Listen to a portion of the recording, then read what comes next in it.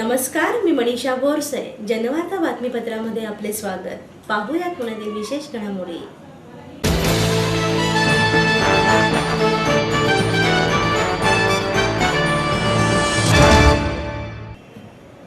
शनी मंदिराबाबत भूमिका स्पष्ट करावी असे आवाहन RSSचे विहिंपला ॲडव्होकेट प्रकाश आंबेडकर यांनी केले. शनी मंदिरात महिलांना प्रवेश हा हिंदूंचाच प्रश्न आहे. त्यामुळे या दोन्ही संघटनांनी याबाबतची भूमिका स्पष्ट करावी अशी मागणी भारिप बहुजन महासंघाचे अध्यक्ष ॲडव्होकेट प्रकाश आंबेडकर यांनी पत्रकार परिषदेत केली. शनी चौथऱ्यावर जाऊन महिलांना पूजेचा हक्क मिळावा या मागणीला पाठिंबा देत असल्याचे ॲडव्होकेट आंबेडकर यांनी यावेळी स्पष्ट केले. प्राध्यापक म.ना. कांबळे, प्राध्यापक प्रतिमा परदेशी यावेळी उपस्थित होत्या. महिला व बालकल्याण मंत्री पंकजा मुंडे यांनी अंगणवाडीपासूनच धार्मिक शिक्षण देण्याचे वक्तव्य केले आहे. त्याबाबत बोलताना असे शिक्षण देण्याला आमचा विरोध आहे. शासनाच्या वतीने आम्ही कोणत्या तरी एका धर्माचे आहोत असे दर्शविणे म्हणजे नव्या अराजकतेला आमंत्रण देणे आहे असे त्यांनी स्पष्ट केले. भारतरत्न डॉक्टर बाबासाहेब आंबेडकरांच्या साहित्याचे पुनर्प्रकाशन करण्याचा विचार सरकार करत आहे. याबाबत ॲडव्होकेट आंबेडकर म्हणाले, या साहित्यावर माझा व माझ्या बहिणींचा हक्क आहे.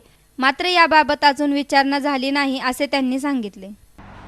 काल आमची असणारी बैठक झाली आणि या बैठकीमधले व्यक्तिगत पक्ष जे आहेत या सर्व पक्षाने शनी शिंगणापूरच्या असणाऱ्या आंदोलनाला पाठिंबा जाहीर केला होताच.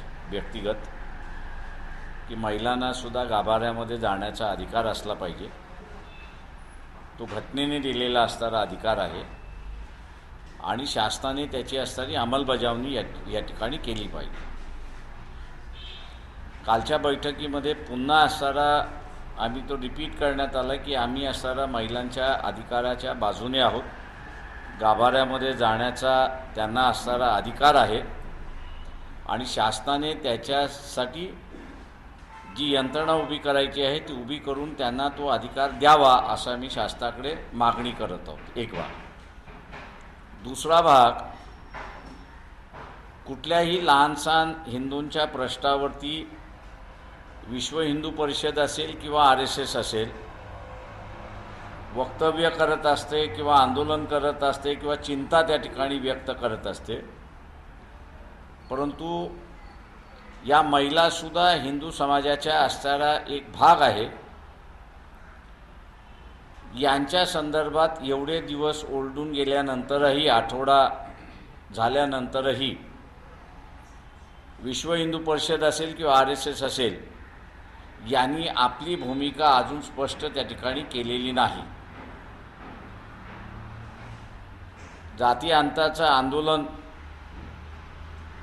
ही मागणी करते RSSकडे आणि BJP, RSSकडे आणि विश्व हिंदू परिषदकडे की त्यांनी ताबडतोब स्वतःची भूमिका या ठिकाणी स्पष्ट करावी आणि त्यांची भूमिका महिलांच्या बाजूने असेल तर त्यांनी पुढाकार घेऊन तो महिलांना अधिकार त्या ठिकाणी देण्यात यावे. चळवळीच्या माध्यमातून आम्ही असं काही करत बसलो तर मग ह्याच दोन संघटना आमच्यावरती आरोप करतात की आम्ही धर्मामध्ये ढवळाढवळ त्या ठिकाणी करतो. त्यांना अपेक्षा असेल की आम्ही ढवळाढवळ करू नये तर त्यांनी असणारं याची स्वतःची भूमिका ही लवकरात लवकर जाहीर करावी अशी त्यांच्याकडे आम्ही मागणी करतो. ते माझं म्हणणं असं आहे की BJPने भूमिका घेतली, त्या महिलांनी जे आव्हान केलेलं आहे की पती-पत्नी म्हणून असताना मुख्यमंत्र्यांनी दर्शन घ्यावं, तेवढं अंमल करून दाखवावं. नुसती भाषणबाजी आणि नुसती घोषणाबाजी नको, कृतीने ॲक्शन करून दाखवावं.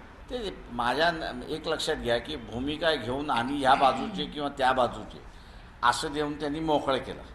आमचं म्हणणं आहे की RSSने सुद्धा स्वतःची असणारी भूमिका, विश्व हिंदू परिषदेने स्वतःची भूमिका या संदर्भातलं जाहीर करावी. हे जे मोघम राहून जे चाललेलं आहे ते बाईक लोक निर्णय घेतील ना. सेनेने आपली भूमिका जाहीर केली किंवा सेनेबद्दल लोक आपली भूमिका घेतील. तसं आम्ही म्हणतो की प्रत्येकाने घेतलेल्या भूमिका ह्या आमच्याच बरोबर असतील असं नाही, विरोधातही असतील. भूमिका घेणं हे महत्त्वाचं आम्ही असताना मानतोय. यांनी भूमिका घ्यावी. अच्छा, कुठलंही मंदिर कोणाच्या मालकीचं नाही असं आहे की गावकरी त्या मंदिराचे मालक नाहीत. गावकऱ्यांना मंदिर त्यांच्या ताब्यामध्ये ठेवायचं असेल तर त्यांनी नीट वागलं पाहिजे. नाही तर आम्हाला असताना सांगावं लागेल कायदा करा आणि ताब्यात घ्या. मंदिरं ही काही ग्रामस्थांच्या मालकीची नाहीत. सरकार ताब्यात घेऊ शकतं. पंढरपूर ताब्यात घेतलं, तुळजापूर ताब्यात घेतलं, शिर्डी ताब्यात घेतलेलं आहे. त्याच्यानंतर कोल्हापूरचं मंदिर ताब्यात घेतलेलं आहे. शासन ताब्यात घेऊ शकतं. त्याची कायदा करतात, कायदा करून त्याची कमिटी येते आणि ती कमिटी मग चालवते. तसं कायदा करून त्यांनी हेही घ्यावं. हे प्रश्न असा आहे की प्रत्येक याच्यामध्ये कायदा करून बदल करावा. ह्याच्यापेक्षा आम्ही म्हणतोय की लोकांमधलं सुधारणा आलेल्या अधिक बरं आहे. घटनेने दोन गोष्टीला संरक्षण दिलेलं आहे. धर्माच्या मॅनेजमेंटला त्यांनी अजिबात संरक्षण दिलेलं नाही.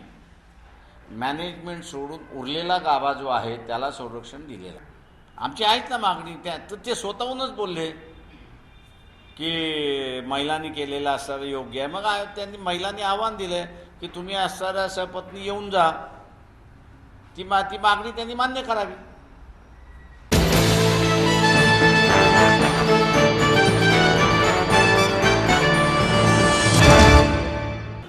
मुरुड घटनेला जबाबदार असलेल्या संबंधितांवर कारवाई करण्याच्या मागणीसाठी जिल्हाधिकारी कार्यालयावर मोर्चा काढण्यात आला. मुरुड दुर्घटनेच्या पार्श्वभूमीवर संस्थेचे अध्यक्ष पी.ए. इनामदार यांच्यावर कारवाई करून त्यांना अटक करावी, तसेच मुरुड घटनेची सीबीआयकडून चौकशी व्हावी या मागण्यांसाठी बी.ए. प्रतिष्ठानच्या वतीने जिल्हाधिकारी कार्यालयावर मोर्चा काढण्यात आला. हाताला काळ्या फिती बांधून मोठ्या संख्येने तरुण आणि मृत विद्यार्थ्यांचे नातेवाईक या मोर्चामध्ये सहभागी झाले होते. महाविद्यालयाने सहलीला 155 विद्यार्थ्यांसोबत फक्त 5 शिक्षक कसे पाठविले?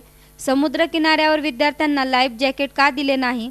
याशिवाय विद्यार्थ्यांच्या सहलीविषयी आणि सुरक्षिततेसाठी नवीन कायदा आणावा, अशा मागण्यांचे निवेदन प्रतिष्ठानच्या वतीने जिल्हाधिकाऱ्यांना देण्यात आल्याचे प्रतिष्ठानचे अध्यक्ष बाळासाहेब म्हस्के यांनी सांगितले.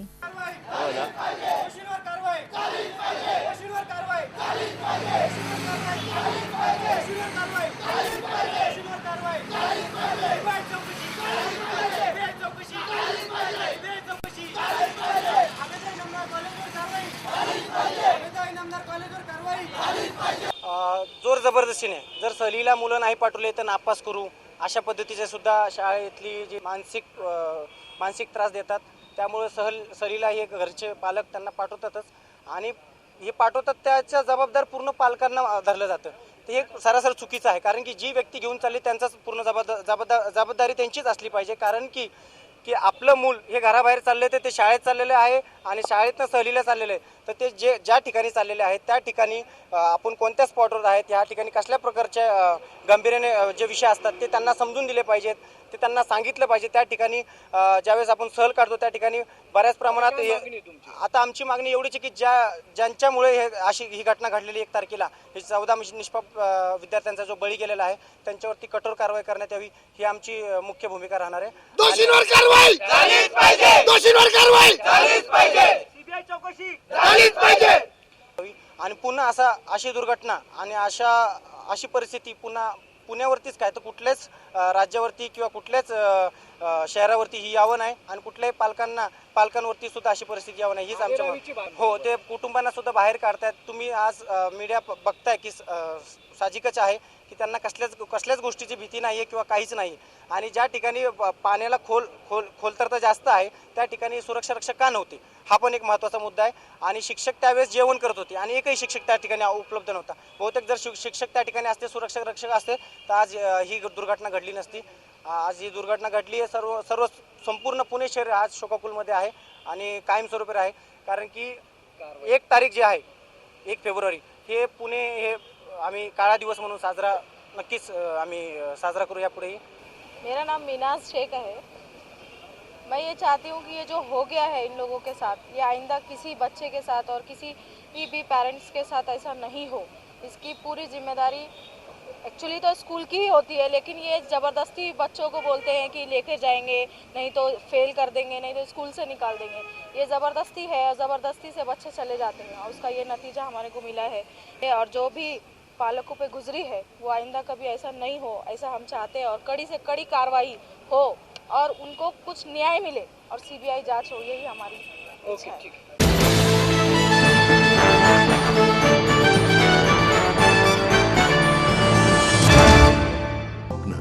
आपलं मन, आपलं स्वतःचं घर हेच खरं धन. समृद्ध जीवन पार्क सादर करत आहे 140 फ्लॅट्सची एक प्रशस्त गृह योजना. कात्रज कोंढवा रोडवर बिबवेवाडी पासून फक्त 2 किलोमीटर अंतरावर आपल्या आर्थिक गणितात बसणारे 1 व 2 BHK फ्लॅट्स. तब्बल 3 मजली पार्किंग सह ऐस पैस गार्डन, क्लब हाऊस आणि इतर सुविधांनी सुसज्ज. बुकिंग साठी संपर्क 9850937373 9850947373. समृद्ध जीवन, नांदी सौभाग्याची, सुरुवात प्रगतीची.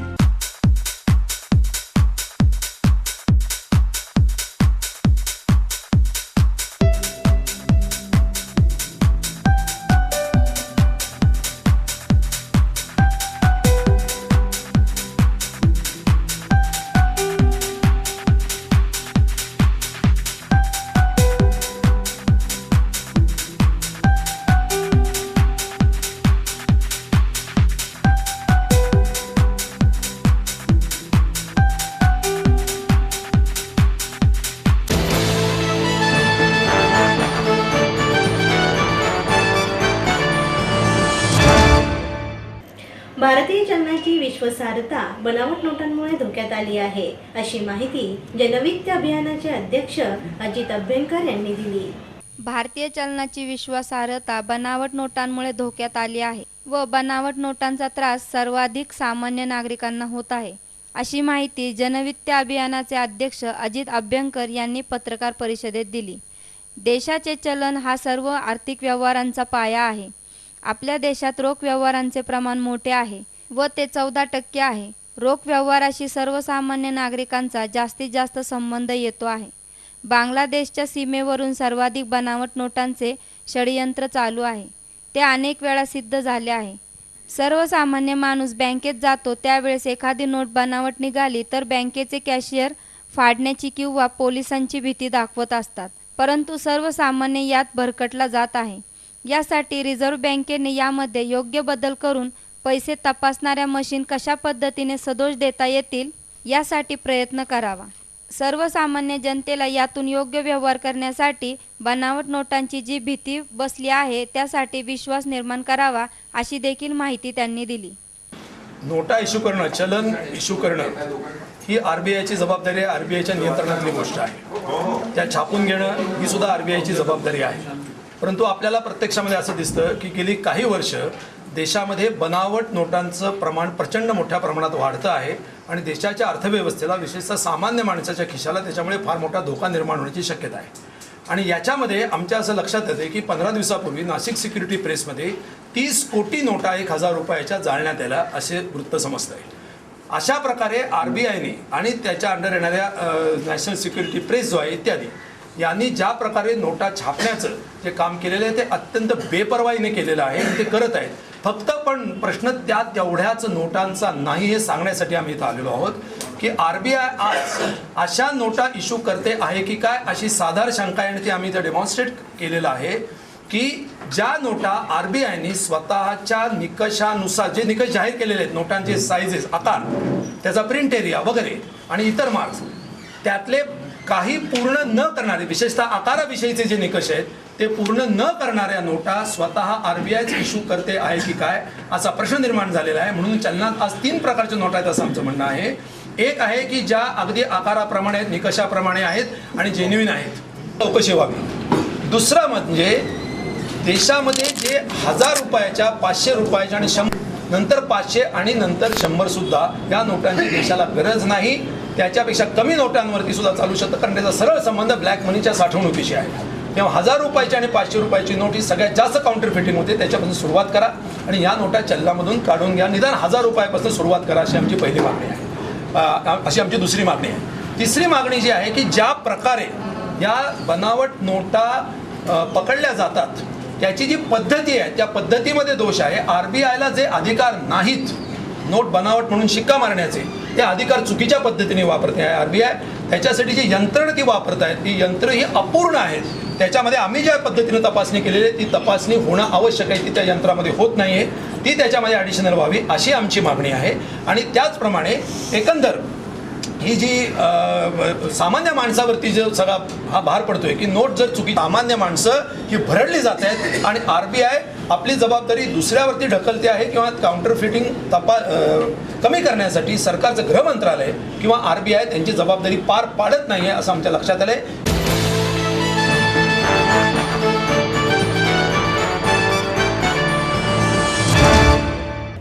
इन्फंट्री मराठा बटालियनने वसंतराव बागुल उद्यान येथे मिलिटरी बँड वादनाचा कार्यक्रम सादर केला.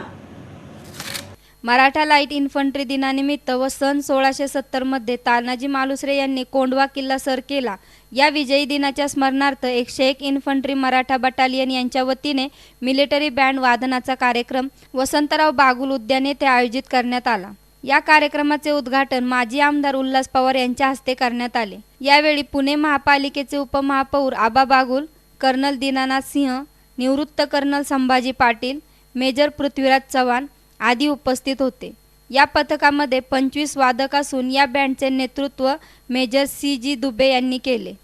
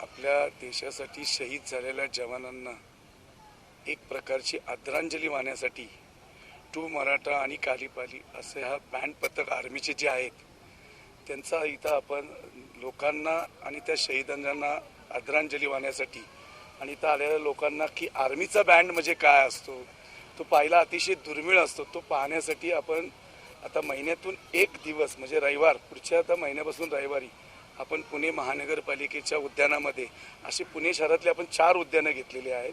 त्यातलं बागुल उद्यान हे घेतलं. मी उपमहापौर काळामध्ये माझ्या ह्या ठराव एक केला आणि त्याच्या आज सुरुवात इथे झालेली आहे की फक्त एकच आहे की म्हणजे आर्मी देखील लोक म्हणजे थेट लोकांपर्यंत पोहोचावी आणि त्यांचं वाद्य किती सुंदर असतं ते आज आपल्याबरोबर आदरणीय उल्हासदादा पवार आहेत आणि त्यांचे कर्नल आर्मीचे मेजर सगळे आलेले आहेत आणि त्यांचं आपण या बागुल उद्यानाच्या या परिसरामध्ये हार्दिक मी पुणेकरांच्या वतीने महानगरपालिकेच्या वतीने हार्दिक स्वागत करतो.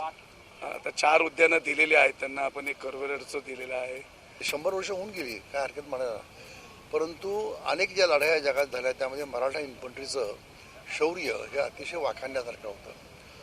आणि आता दुर्दैवाने काय झालं की ज्यावेळी सीमेवर काही प्रश्न निर्माण होतात, सीमेच्या शत्रू राष्ट्राशी आपलं युद्ध होतं, त्यावेळी जनतेला आपल्या सैन्याच्याबद्दल एकदम प्रेम आदर तो निर्माण होतो. ती गोष्ट खरीच आहे. परंतु युद्ध संपल्यानंतर सैन्यांच्याकडे पाहण्याचा दृष्टिकोन किंवा सैनिक दलाकडे आणि त्या दलामध्ये वेगवेगळे आहेत. एअरफोर्स आहे, नेव्ही आहे, इन्फंट्री आहे, तोफखाना आहे, ग्रेनेडियर्स आहेत, बरीच त्यामध्ये दालनं आहेत. आणि मग जनतेचं आणि सैन्याचं आपलं नातं तसं आपलं लांबत राहतं आणि खऱ्या अर्थानं भारतीय जनतेच्या मनात सैन्यांच्या बद्दलचा आदर हा युद्धापुरता नाही तर सातत्याने टिकला पाहिजे, हा अत्यंत महत्त्वाचा भाग आहे.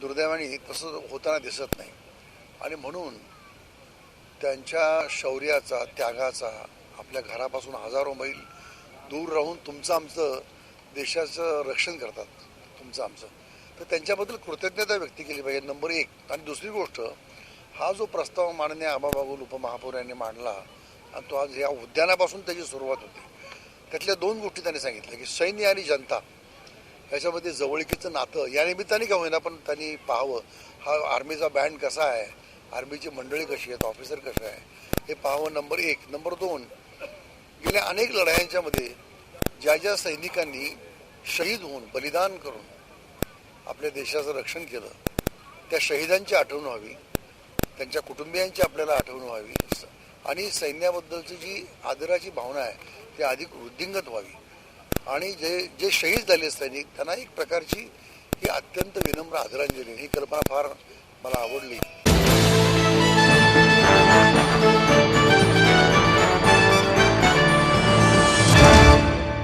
आई वडिलांनी पै जमवून मला शिकवण्याचा निर्णय घेतलेला कळत होता. माझ्या उच्च शिक्षणासाठी त्यांनी मला कायमचा आधार मिळवून दिला होता. त्यांनी स्वतःसाठी कधीच काही केलं नाही, पण माझ्यासाठी Samruddha Jeevan multistate multipurpose cooperative society limited. गुंतवणूक भावनांची, आनंद लक्षावधीचा. Samruddha Jeevan multistate multipurpose cooperative society limited.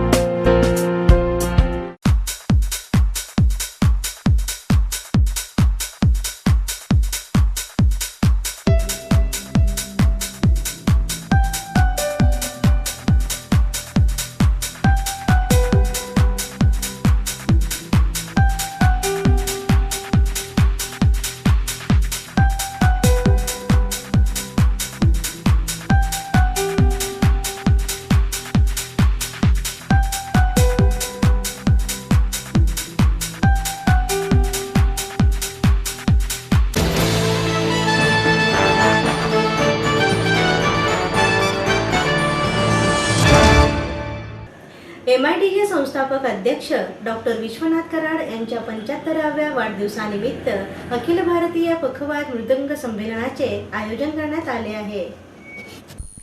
Pune विश्वशांती केंद्र, MIT, अखिल भारतीय मृदुंगाचार्य संघटना आणि श्री क्षेत्र आळंदी देहू परिसर विकास समिती यांच्या संयुक्त विद्यमाने पखवाज व मृदुंग वादकांचे अखिल भारतीय पखवाज मृदुंग संमेलन आयोजित केले आहे, अशी माहिती हबप उद्धव आपेगावकर शिंदे यांनी पत्रकार परिषदेत दिली.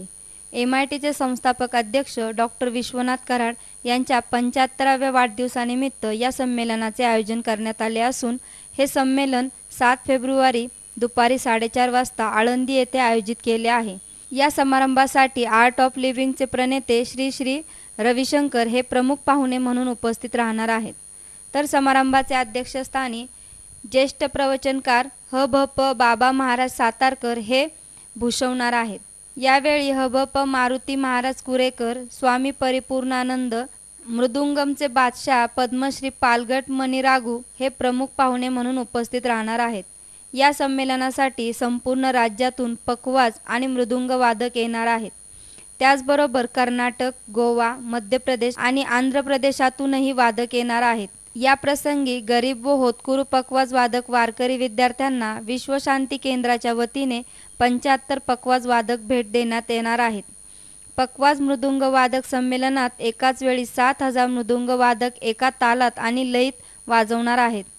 या पत्रकार परिषदेस डॉक्टर संजय उपाध्ये, प्राध्यापक DP आपटे, प्राध्यापक रतनलाल सोनाग्रा व पंडित वसंतराव गाडगीळ उपस्थित होते.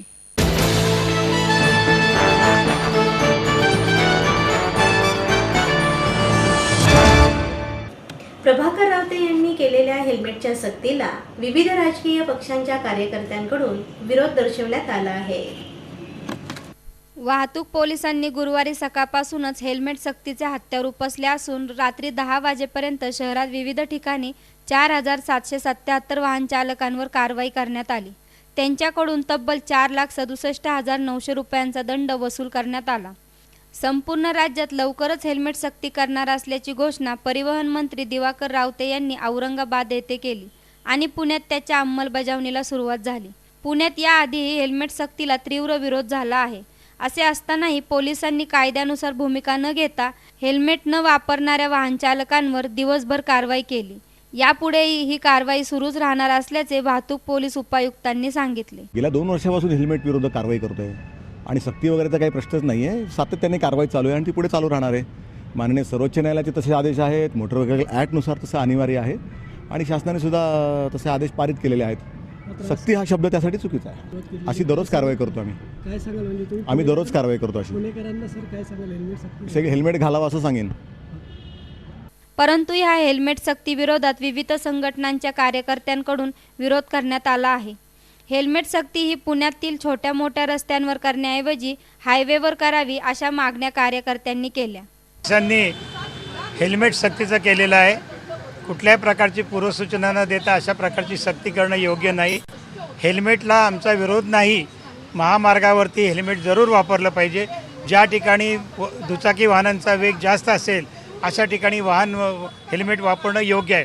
पण पुणे शहरामध्ये असलेल्या रस्त्यांची रुंदी, पुणे शहरामध्ये असलेल्या दुचाकी वाहनांची संख्या पाहिल्यानंतर लाखोच्या घरामध्ये ती आहे. वाहनांचा वेग 20-25 ताशी 20 किलोमीटरपेक्षा जास्त राहत नाही. त्यामुळे पुणे शहरामध्ये हेल्मेट सक्ती करू नये. आज पोलीस त्या ठिकाणी जी आकडेवारी मृतांची सांगतात त्याच्यामध्ये हेड इंजुरीने किती मृत्यू झालेले हे मात्र सांगत नाहीत. अर्थात हे वेगवेगळ्या कारणाने मृत्यू झालेले आहेत. अपघात हा अपघात असतो. हेल्मेट घातल्याने देखील काही मृत्यू झालेले आहेत. अशा प्रकारची उदाहरणं आपण पुण्यामध्ये पाहतो. आज हेल्मेट सांभाळणं, त्या ठिकाणी कोणत्या कार्यालयामध्ये आपण गेलं तर त्या ठिकाणी ते ठेवण्याची व्यवस्था नाही. पुणे शहरामध्ये हेल्मेट उपलब्ध नाही. कोणीतरी कोणाच्या तरी वेस्टेड इंटरेस्टमुळे अशा प्रकारची सक्ती करते. ही सक्ती योग्य नाही. पुणेकर त्याला कडाडून विरोध करतायत आणि करीत राहणार आहेत. उद्या सकाळी 10:30 वाजता सर्व पक्षातील नेते मंडळी आणि पुणेकर टिळक पुतळ्यापाशी जमून हेल्मेट सक्तीला विरोध करणार आहेत. हेल्मेट सक्ती कृतीविरोधी आंदोलन आम्ही खरं तर गेले 10 वर्षापासून चालू केलेलं आणि यामध्ये सर्व पक्षीय हे आंदोलन आहे. उद्याचं जे आंदोलन आहे त्यामध्ये सर्व पक्ष म्हणजे काँग्रेस असो, राष्ट्रवादी असो, भाजप असो, सेना असो, मनसे असो, या सर्व पक्षाचे कार्यकर्ते उद्या रस्त्यावर जोरदारपणे उतरणार आहेत. हे आंदोलन आम्ही अत्यंत आक्रमक पद्धतीने करणार आहोत. त्याचं कारण असं की प्रत्येक वेळेला मागच्या मुख्यमंत्र्यांनी या राज्याच्या ह्यावर बंदी घालून देखील नागरिकांच्या विनंतींचा मान ठेवून आणि प्रत्यक्ष परिस्थिती बघून विलासराव देशमुख असो, पृथ्वीराज चव्हाण असो किंवा देवेंद्र फडणवीस साहेब असो, यांनी सर्वांनी हेल्मेट सक्तीला त्यावेळेला आमच्या मागणी मान्य केली होती. परंतु असे असताना देखील पुन्हा आता हेल्मेट सक्तीचं आंदोलन पुणेकरांवर हेल्मेट सक्ती लादली जाते हे अत्यंत चुकीचं आहे. आणि म्हणून आमचं जे आंदोलन आहे ते पुणेकरांसाठी आहे आणि हे आंदोलन निश्चितपणे याची दखल राज्य शासनाला घ्यावी लागेल. होणार मागणे येणारे आवाज आम्हाला येणार नाही. मग त्या हेल्मेटचा आम्हाला उपयोग काय? जर तुम्हाला हेल्मेट सक्ती खरंच करायची असेल आणि लोकांचे प्राण खऱ्या अर्थाने वाचवायचे असतील तर तुम्ही हायवेवर करा, तिथं गरज आहे. त्या ठिकाणी न करता फक्त कुणाचा तरी काहीतरी फायदा होणार असेल म्हणून जर तुम्ही हेल्मेट सक्ती आमच्यावर लादत असाल तर पुणेकर म्हणून आम्ही ती कदापि सहन करणार नाही आणि हेल्मेट सक्ती ही आम्ही त्यांना मागं घ्यायला लावू. ते पदाधिकारी खरं आधी या समितीमध्ये होते. जेव्हा राष्ट्रवादी आणि काँग्रेसनी सक्ती केली त्यानंतर मला वाटतं ते मुख्यमंत्री आपले विलासराव देशमुख असतील त्यांनी स्थगिती दिली होती. पण एक पुणेकर म्हणून त्यांना वाटतंय. पण माझं असं म्हणणं आहे की ते त्याच पक्षाचे जे पदाधिकारी आहेत तर ते त्यांच्या मंत्र्यांना सांगू शकतात, ब्रीफ करू शकतात. त्यापेक्षाही त्यांचे मंत्री सुद्धा या विरोधात होते. म्हणजे आता ते मंत्री आहेत मग ती ही गोष्ट का विसरतात मला कळत नाही. बहुतेक मंत्री झाल्यानंतर हेल्मेटच्या ज्या बाजूने आहेत ती लोक त्यांना भेटतात आणि काहीतरी विचारांचं मंथन होऊन आर्थिक मंथन बाहेर पडून ही पुणेकरांवर सक्ती लादली जाते असा माझा आरोप आहे त्यांच्यावर. हा कुठलाही राजकीय विषय नाही. हा विषय सर्वसामान्य पुणेकरांचा आहे. 4 चाकीतून फिरणारी मंडळी दुचाकी स्वारांच्या डोक्यावरती हेल्मेटची सक्ती लादत आहेत. मी अनेक पोलीस कर्मचाऱ्यांशी बोललो आहे. पोलीस कर्मचाऱ्यांचा सुद्धा याला विरोध आहे. कुठल्याही प्रकारचा प्रॅक्टिकल विचार न करता पुणे शहराची रचना, पुणे शहरामध्ये असलेला वाहनांचा स्पीड, पुणे शहरामध्ये हजारो महिला किंवा इतर नागरिक रोज सकाळी आपल्या मुलांना शाळेत सोडायला दुचाकीवरनं जातात. अपेक्षा काय आहे? त्या लहान मुलांनी डोक्यावरती हेल्मेट घालावं. जर त्याला सोडायला जाणाऱ्या महिला भगिनीचा जीव धोक्यात असेल तर त्या मुलाचाही धोक्यात आहे. त्यामुळं टोटली इम्प्रॅक्टिकल अशा प्रकारची ही सक्ती आहे. माझ्या जीवाची मला काळजी आहे. हायवेवर असेल किंवा पुण्यातून बाहेर जाताना निश्चितपणानं दुचाकीवर हेल्मेट वापरलं पाहिजे. पण शहरामध्ये हेल्मेटची सक्ती हे गैर असून त्याच्याविरुद्ध सर्व राजकीय पक्षांचे कार्यकर्ते एक सामान्य पुणेकर म्हणून एकवटले आहेत आणि जोपर्यंत ही हेल्मेट सक्ती रद्द होत नाही आणि नागरिकांचा चौकामध्ये जो छळ चालू आहे, जसं काही शहरामध्ये इतर कुठली समस्याच नाही, आज हेल्मेट सक्ती हा एकमेव विषय घेऊन सगळे पोलीस रस्त्यावर उतरलेले आहेत. दिवाकर रावते साहेबांची निश्चितपणानं कोणीतरी दिशाभूल केली आहे आणि त्यामुळं त्यांनी ही हेल्मेट सक्ती पुण्यामध्ये लादली आहे. आमचं हे स्पष्ट मत आहे की हेल्मेट सक्ती मागे घेतली गेली पाहिजे, अन्यथा पुणेकर रस्त्यावर उतरून याच्याविरुद्ध तीव्र लढा देतील.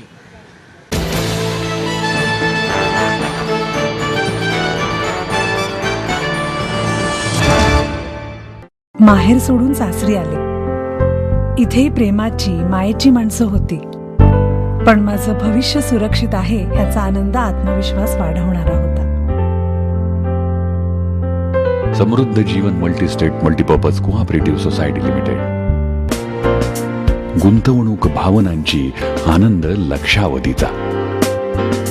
समृद्ध Jeevan multistate multipurpose cooperative society limited.